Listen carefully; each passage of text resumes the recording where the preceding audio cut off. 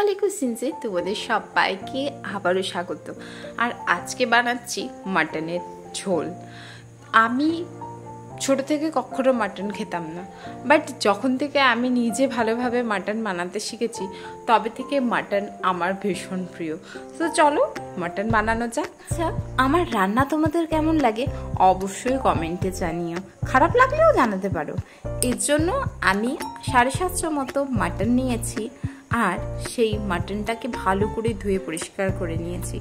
এরপর দিয়ে দিলাম 1 মুঠো পেঁয়াজ কুচি, এটাকে ম্যারিনেট করব।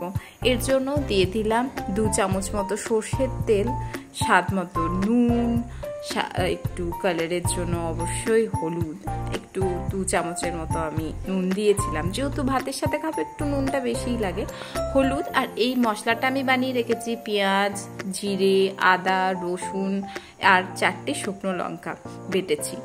আর এটা দিয়ে দেবো এবার এই যেখানে আমি ম্যারিনেট করছি সেখানে। আর এটা এভারেস্টের মাটন মশলা, এখানে আমি ম্যারিনেশনে দেব এই 5 টাকার প্যাকেটটা অর্ধেকটা। এরপর ভালো করে ম্যারিনেট করে আমি আধ ঘন্টার জন্য সাইডে রেখে দেবো। তা করতে আমি অন্য প্রিপারেশনগুলো করি। এতে কড়াইতে তেল দিয়ে দিলাম।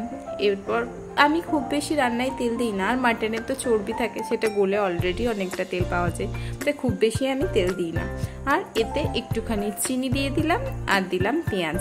খুব বেশি পেঁয়াজ দেওয়ার দরকার নেই, মোটামুটি 2টো পেঁয়াজ দিলেই যথেষ্ট। এরপর এটাকে খড়া খড়া করে ভাজবো। আর মাটনে সবসময় গরম জল ব্যবহার করা হয়, তাই জলটাকে আমি সাইডে ফুটতে দিয়ে দিয়েছি। আধ ঘন্টা ম্যারিনেশন করে রেখেছিলাম। এরপর সেটাকে আমি ভালো করে কষিয়ে নেব। মাটন খুব ঘন্টার পর ঘন্টা কষানোর দরকার পড়ে না। মাটনটাকে 15 মিনিট, 10 থেকে 15 মিনিট যদি কষানো হয় তাহলেই যথেষ্ট। মাটনটা কষা হোক, তা করতে আমি এই পেয়ারাটা খেয়ে নিই। এটা আমি গাছ থেকে পেড়ে আনলাম, এখন আমাদের বাড়িতে ফ্রুটসের সম্ভার রয়েছে।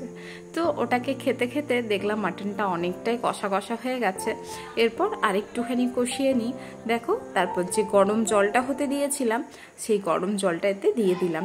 আচ্ছা, আমি আগেই বলেছিলাম যে মাটন আমি খুব বেশি কষাই না, এটা আমার আর কি রুলস। তো এরপর যে অর্ধেক এভারেস্টের মশলাটা রয়ে গেছিল সেটা আমি দিয়ে দিলাম। এটাকে এবার আমি কুকারে ট্রান্সফার করে দেব। ফুটে গেল, কুকারে ট্রান্সফার করে সিটি দিয়ে দেবো 10 থেকে 12টা। এরপর একটুখানি আম কেটে রাখা ছিল, তো সেটাকে আমি খাচ্ছি। এটা আমার গাছের আম আর ভীষণ টেস্টি, ভীষণ ভীষণ টেস্টি। আর এদিকে আমি মাটনটা সিটি পড়ে গেছিলো, তাই এটা আমি কড়াইয়ে ট্রান্সফার করে নিয়েছি। আমার মাটন রেডি, আর এটা তোমাদের জন্য সার্ভ করছি। তোমরাও মজা নাও।